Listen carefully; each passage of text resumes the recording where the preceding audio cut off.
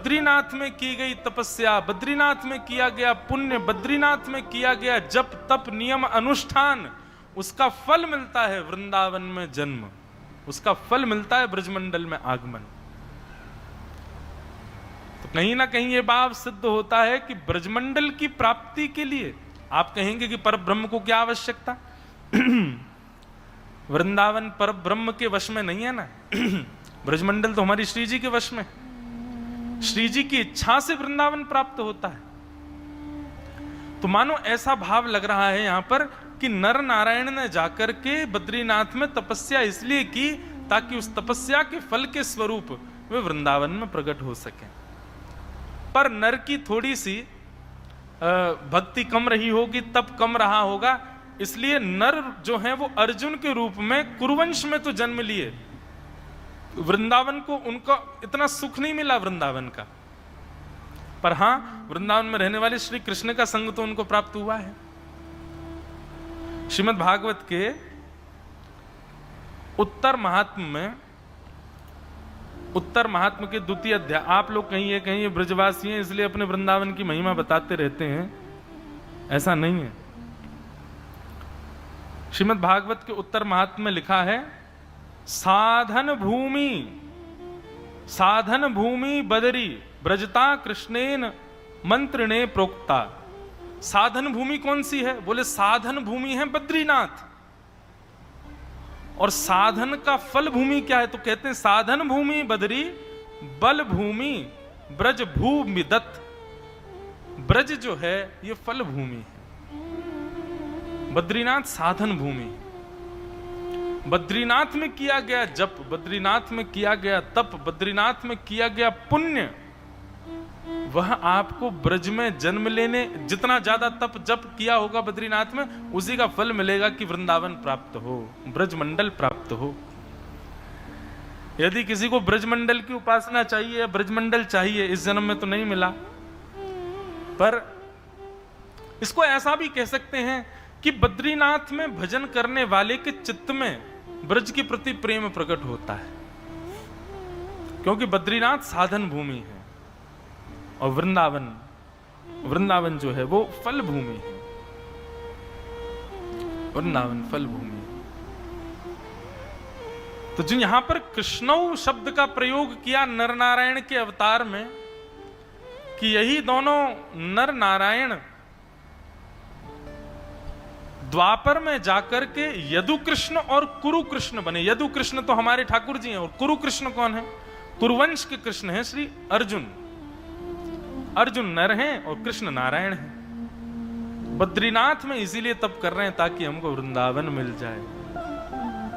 वृंदावन सामान्य नहीं है। भाग्य बड़ो वृंदावन पायो,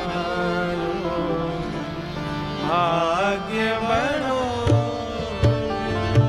वृंदावन पायो, भाग्य बड़ो वृंदावन पायो, भाग्य बड़ो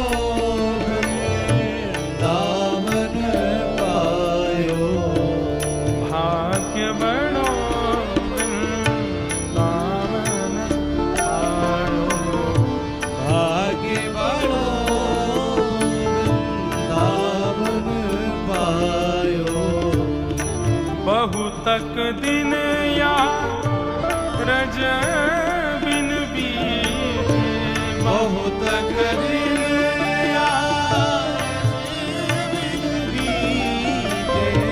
बहुतक दिन या रज बिन बीते, बहुतक दिन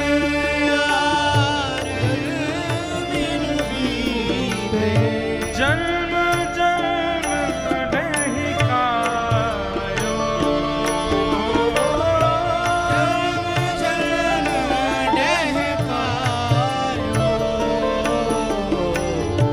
भाग्य बड़ो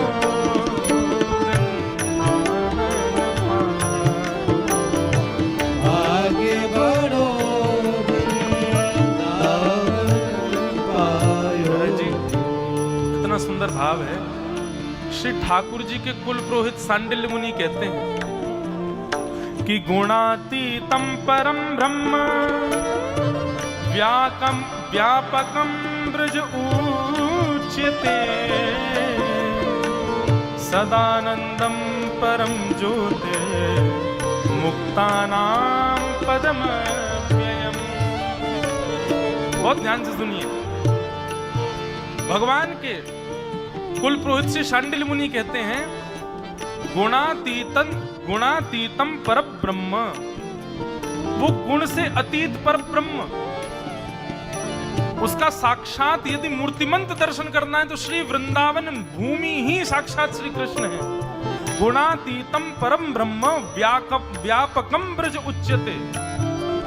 श्री वृंदावन कोई नगर नहीं है, श्री वृंदावन कोई धाम नहीं है, श्री वृंदावन कोई तीर्थ नहीं है, श्री वृंदावन कोई साधारण भूमि नहीं है। साक्षात वही व्यापक भगवान श्री कृष्ण ही साक्षात वृंदावन है। वृंदावन की सीमा में प्रवेश कर गए तो इसका मतलब यह सोचिए आप श्री कृष्ण की गोद में चढ़ रहे हो, वो साक्षात श्री कृष्ण है। मैं कहूं तो मेरी बात पर अविश्वास कीजिए, लेकिन भगवान के कुल पुरोहित कह रहे हैं, शांडिल्य मुनि कह रहे हैं और कहते हैं ये वृंदावन किसको प्राप्त होता है? तब कहते हैं सदानंदम परम ज्योतिर्मुक्तानां पदमव्ययम्। कपिल भगवान जिस निर्गुण भक्त के विषय में कह रहे थे, जिसको ना सारुज्य मुक्ति चाहिए, ना सालोक्य मुक्ति चाहिए, ना साष्टय मुक्ति चाहिए, ना सामिप्य मुक्ति चाहिए, जिसको किसी प्रकार की मुक्ति नहीं चाहिए, जो अपना संपूर्ण जीवन केवल प्रेम करते हुए ठाकुर जी से व्यतीत कर देता है, ऐसा व्यक्ति जिसको मुक्ति की भी कामना नहीं है, पर ब्रह्म परमात्मा श्री योगेश्वर कृष्ण उसको वृंदावन की प्राप्ति कराते हैं, उसको वृंदावन मिलता है। सदानंदम परम ज्योतिर्मुक्तानां पदमव्ययम्। वृंदावन ऐसे ही नहीं मिल जाता है, वृंदावन इतना साधारणतया प्राप्त नहीं होता है। वेद पुराण सब जगह यही भाव वर्णित किए गए हैं। श्री सांडिल्य मुनि कह रहे हैं वृंदावन हरि इच्छा, श्री जी कृपा, और जिसने अपने जीवन में कभी कुछ ना मांगा हो ठाकुर जी से, बस प्रेम किया हो ठाकुर जी को, ठाकुर जी उसको प्रेम के फलस्वरूप वृंदावन प्रदान करते हैं। जिस वृंदावन की प्राप्ति के लिए स्वयं नारायण बद्रीनाथ में जाकर के तप कर रहे हैं, मुझे वृंदावन प्राप्त हो, मैं मेरा अवतार वृंदावन में हो। महाराज जी, किसी किसी कल्प में राम अवतार अन्य स्थानों पर भी हुआ है। विदेश में एक जगह है बाली, वहां के लोग मानते हैं कि किसी कल्प में राम अवतार यहां हुआ है। ऐसी कई जगह प्रमाण मिलते हैं कि किसी किसी कल्प में राम अवतार अलग अलग स्थानों पर भी हुआ है, पर हर कल्प में कृष्णा अवतार तो वृंदावन में ही होता है, और उसी वृंदावन में होता है जिस वृंदावन को हम लोग आज देखते हैं। वृंदावन अपना स्थान नहीं बदलता, ठाकुर जी हर कृष्ण अवतार यहीं धारण करते हैं, ऐसा ये वृंदावन है। बंधु, ये जो पद मैं गा रहा हूं ना, वृंदावन में जब किसी के प्राण निकल जाते हैं ना, तब रसिक जन इस पद को गाते हैं। वो कहते हैं ओहो कितना सौभाग्य। स्वयं महादेव कहते हैं, शिव कहते हैं, वृंदावन की प्राप्ति 4 प्रकार से होती है। या तो जन्म वृंदावन में हो, मृत्यु कहीं भी हो जाए। जन्म कहीं भी हो, मृत्यु वृंदावन में हो जाए। जन्म भी कहीं हुआ हो, मृत्यु भी कहीं हो गई हो, परंतु मृत्यु के समय वृंदावन को याद कर लिया जाए। और चौथा सबसे अद्भुत और विलक्षण तो इतना सुंदर बताते हैं महादेव, कहते हैं जन्म भी कहीं और हुआ, मृत्यु भी कहीं और हुई, लेकिन उसके अंतिम संस्कार से पूर्व उसकी अर्थी से लेकर के और अंतिम संस्कार के बीच में यदि किसी ब्रजवासी की उस पर दृष्टि पड़ गई तो भी उसका कल्याण हो जाएगा। तो ब्रजवासी ने उसको देख लिया तो भी उसको वृंदावन प्राप्त होगा। वृंदावन साधारण नहीं है भैया। हमारे वृंदावन में तब गाते हैं भाग्य बड़ो वृंदावन पायो, भाग्य बड़ो वृंदावन पायो। सूरज अब कृपा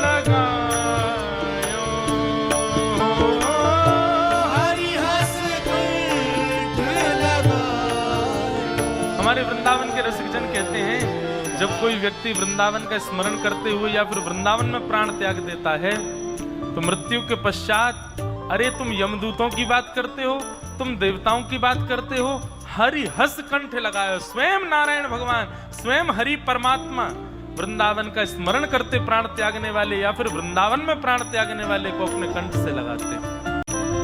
ठाकुर जी इतने प्रसन्न हो जाते हैं जब वृंदावन से कोई आता है। वैसे महाराज जी एक भाव है कि वृंदावन में प्राण त्यागने वाला वैकुंठ स्वर्ग नरक कहीं नहीं जाता, वो पुनः वृंदावन में ही आ जाता है। यदि उसकी योग्यता इतनी होगी तो उसको निज वृंदावन मिलेगा। निज वृंदावन मतलब, निज वृंदावन एक अदृश्य वृंदावन है जहां कोई दिखाई नहीं देता है, वहां श्यामा श्याम आज भी विहार कर रहे हैं, ऐसे अदृश्य वृंदावन में प्रवेश मिलता है। और यदि उसकी योग्यता इतनी ज्यादा नहीं होगी तो भी वह नरक स्वर्ग वैकुंठ कहीं नहीं जाएगा, वो पुनश्च वृंदावन में ही कहीं जन्म ले लेगा। वृंदावन का व्यक्ति बाहर नहीं जाता। वृंदावन अद्भुत है। हे श्यामा श्याम जो बिहरत दो, श्यामा श्याम जो बिहरत दो, श्यामा श्याम जो बिहरत दो, श्यामा श्याम बिहरत दो, सखी समाज मिलायो, सखी समाज मिलायो, भाग्य बड़ो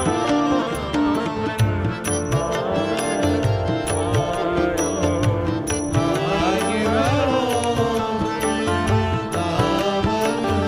पायो, भाग्य बड़ो वृंदावन पायो।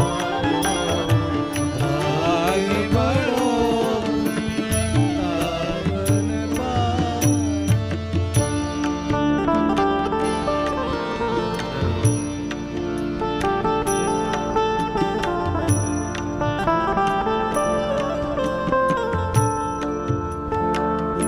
श्री वृंदावन धाम।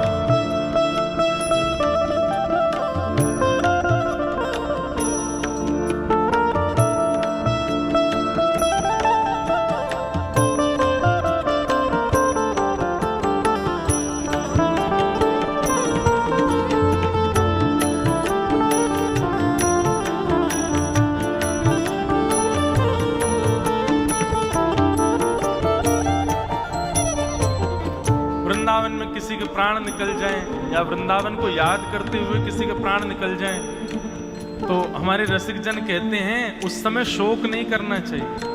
अरे शोक मत करो, शोक तो उसका करो जो वृंदावन विहीन होकर के चला गया। बिना श्यामा श्याम का स्मरण करते हुए प्राण त्याग दे, उसके लिए शोक करो। पर वृंदावन में कोई ने प्राण त्यागे हो या वृंदावन को याद करते हुए प्राण त्यागे हो, उसके लिए रसिक जन कहते हैं शोक संताप करो मति को, शोक संताप करो मति को, शोक संताप करो मति को, शोक संताप करो मति को, दाव भलो बनियायो, ताप भलो बनियायो, दाव भलो बनियायो, ताप भलो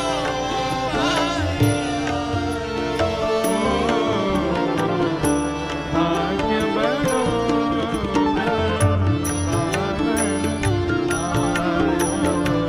आगे बढ़ो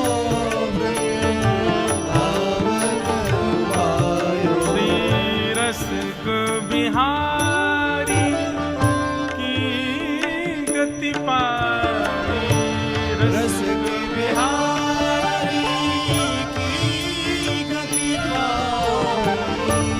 रसिक बिहारी की गति पाई।